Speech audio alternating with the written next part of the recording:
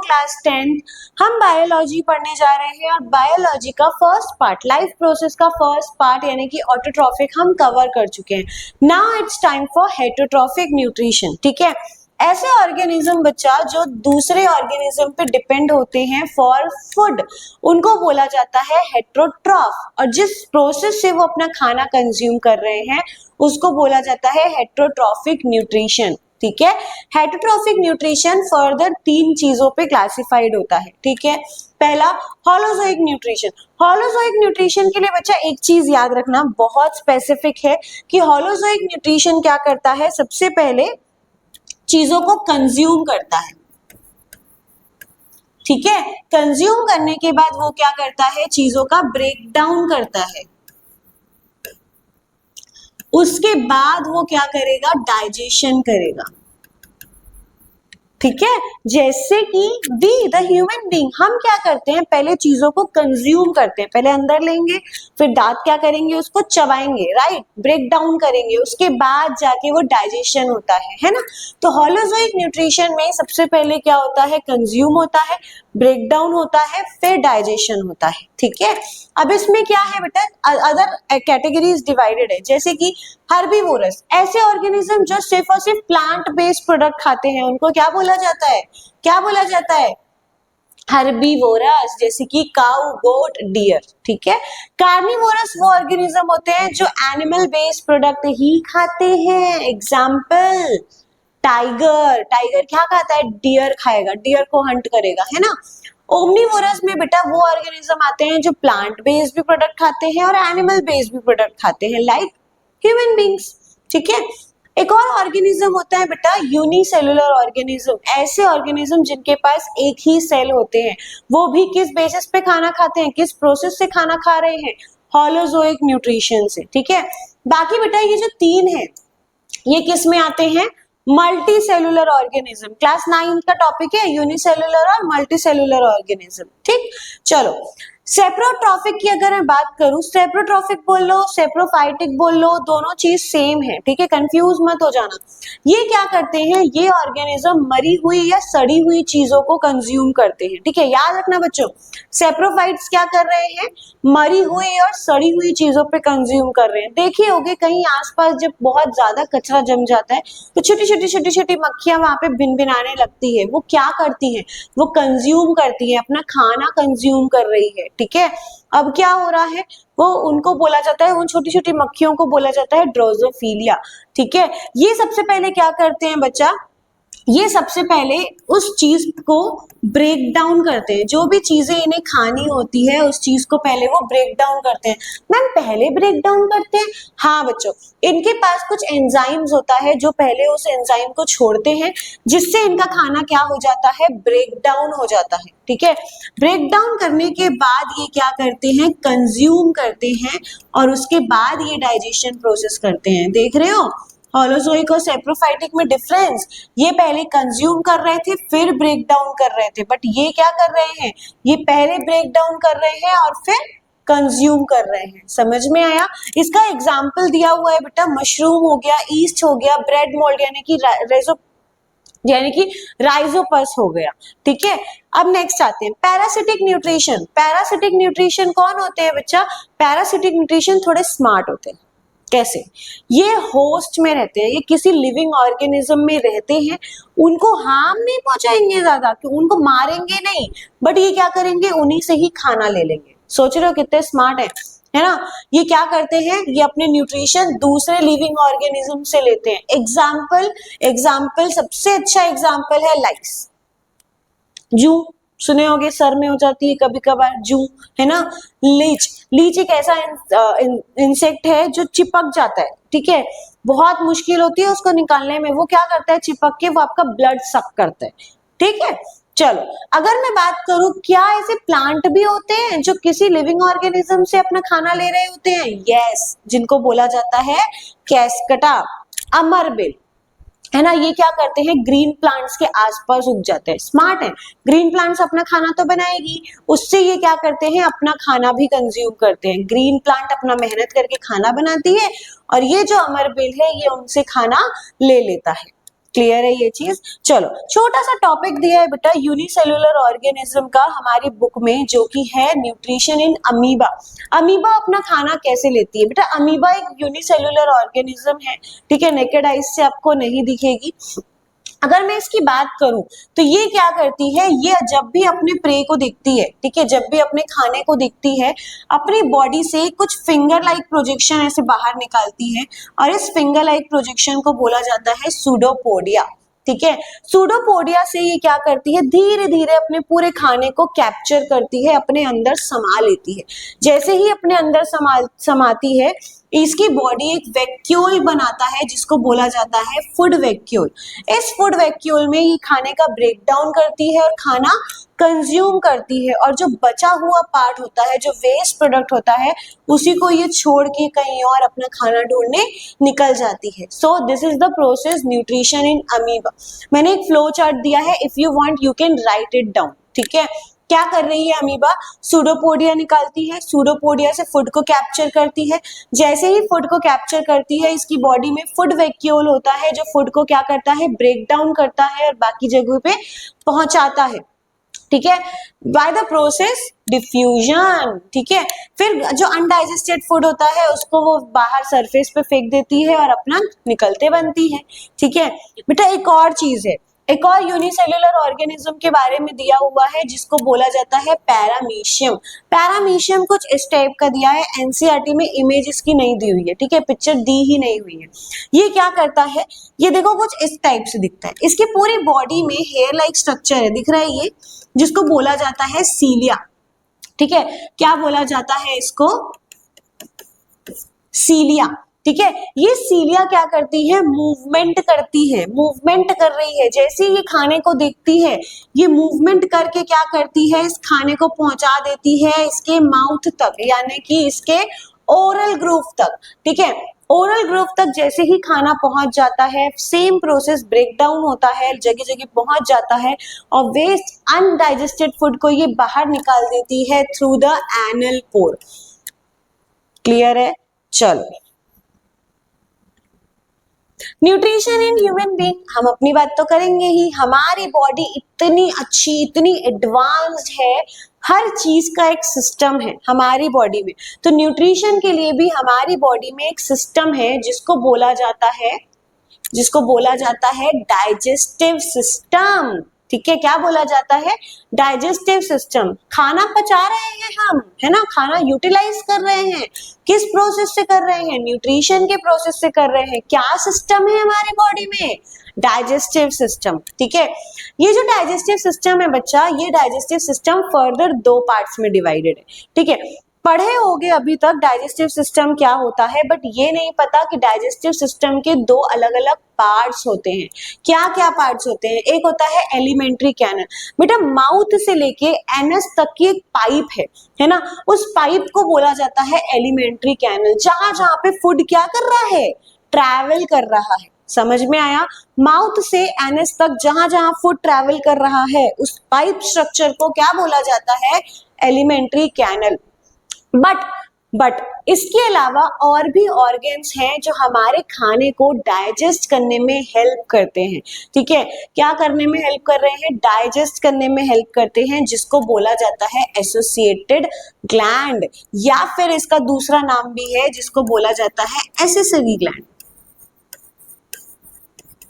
ठीक है। ये क्या करते हैं? इसमें खाना नहीं जाता, इस ऑर्गन में, इस ग्लैंड में खाना नहीं जाएगा, बट ये तब भी हमें हेल्प करेंगे।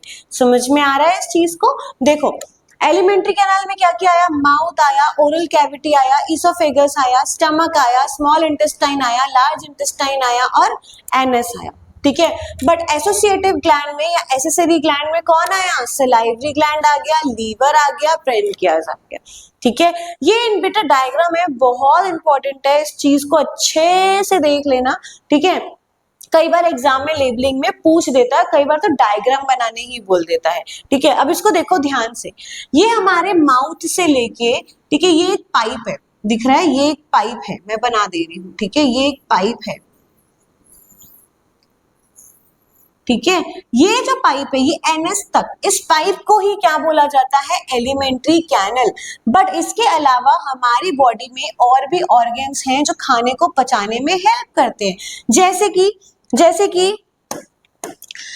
कि आ गए हमारे ये लीवर, जैसे कि आ गई हमारी ये पेनक्रियास, ठीक है। ये बोलती है भाई मैं हेल्प करूंगी ना, क्यों टेंशन ले रहे हो, खाना पचाने में मैं भी हेल्प करना चाहती हूँ। बट ये लोग ऐसा बोलते क्यों है, क्यों कर रहे हैं इन लोग हेल्प? देखो आगे देखते हैं, यहाँ पे क्या दिया हुआ है बच्चों क्या दिया हुआ है, यहाँ पे दिया हुआ है सबसे पहले माउथ, हमारा मुंह। हम पहले क्या कर रहे हैं, खाने को कंज्यूम कर रहे हैं, मुंह में ही तो कर रहे हैं। हमारे माउथ में प्रेजेंट होता है बकल कैविटी या फिर ओरल कैविटी। क्या क्या होती है ओरल कैविटी में? पहला होता है टिथ, टंग और सलाइवरी ग्लैंड्स, ठीक है। टिथ क्या करती है बेटा, हमारे खाने का ब्रेक डाउन करती है, क्रश करने में हेल्प करती है ना, चबा चबा के खाते हैं खाना, ठीक है। टंग क्या करती है, खाने को रोल करती है, इसोफेगस तक पहुंचाती है, ठीक है। और टंग इसके साथ साथ टेस्ट भी तो देती है, मम्मी आज नमक कम है, मम्मी आज चटपटा खाने का मन कर रहा है, ठीक है। ये जो टेस्ट कर पा रहे हो, मम्मा आज मीठा खाना है, टेस्ट कैसे कर रहे हो, टंग से कर रहे हो, ठीक है। टंग क्या कर रही है, टेस्ट का काम करती है, रोलिंग का काम करती है और फूड को कहाँ पहुंचाती है, ईसोफेगस में। पर सलाइवरी ग्लैंड्स का क्या काम है? देखो सलाइवरी ग्लैंड सिक्रीट करती है सलाइवा मतलब पता है ना, थूक, है ना। सलाइवा प्रोड्यूस करती है और हर सलाइवा में क्या प्रेजेंट होता है, सलाइवरी एमिलेज, जो कि हमारे खाने को यानी कि स्टार्च को किसमें कन्वर्ट कर दे रहा है, माल्टोस में कन्वर्ट कर दे रहा है। किसमें कन्वर्ट कर रहा है, माल्टोस में कन्वर्ट कर रहा है। अब हमारा खाना कहाँ चला गया बच्चों, अब हमारा खाना चला गया ईसोफेगस में, है ना। ईसोफेगस का काम ये है कि ये क्या करती है, माउथ को और स्टमक को कनेक्ट करती है, ठीक है। माउथ को स्टमक को कनेक्ट कौन कर रही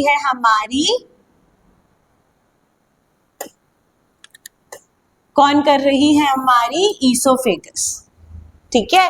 ईसोफेगस क्या करती है, पेरिस्टाल्टिक मूवमेंट करती है। यहाँ देखो, यहाँ क्या हो रहा है, ये खाना आया, यहाँ पे देखो कॉन्ट्रैक्शन रिलैक्सेशन दिख रहा होगा, यहाँ पे जहाँ पे खाना है वहां के आसपास अगर देखोगे तो कॉन्ट्रैक्शन दिख रहा है, ऐसा है ना, जहां पे खाना है। और ये वाली पाइप रिलैक्सेशन शो कर रही है ताकि वो खाना नीचे जा सके, नीचे कहाँ, स्टमक पे जा सके, ठीक है। कॉन्ट्रैक्शन और रिलैक्सेशन शो करती है और ये फूड को माउथ से कहाँ लेकर जाती है, स्टमक में लेकर जाती है। समझ में आया?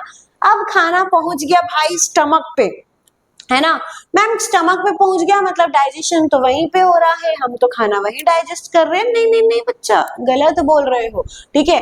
हमारा खाना मुंह में डाइजेस्ट हो चुका है जब हमने उसे ब्रेक डाउन किया। क्या मैम, ऐसे थोड़ी होता है बच्चा, ऐसे ही होता है, ठीक है, ऐसा ही होता है। हम जब खाने को ब्रेक डाउन कर रहे होते हैं उसी को ही डाइजेशन प्रोसेस बोला जाता है।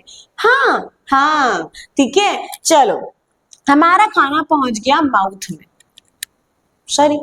हमारा खाना पहुंच गया स्टमक में, है ना। कहाँ पहुंच गया, स्टमक में। स्टमक में क्या प्रेजेंट है बच्चों, स्टमक में प्रेजेंट है गैस्ट्रिक जूस, ठीक है। क्या प्रेजेंट है, गैस्ट्रिक जूस। क्या क्या गैस्ट्रिक जूस, पेप्सिन, HCl और म्यूकस, ठीक है।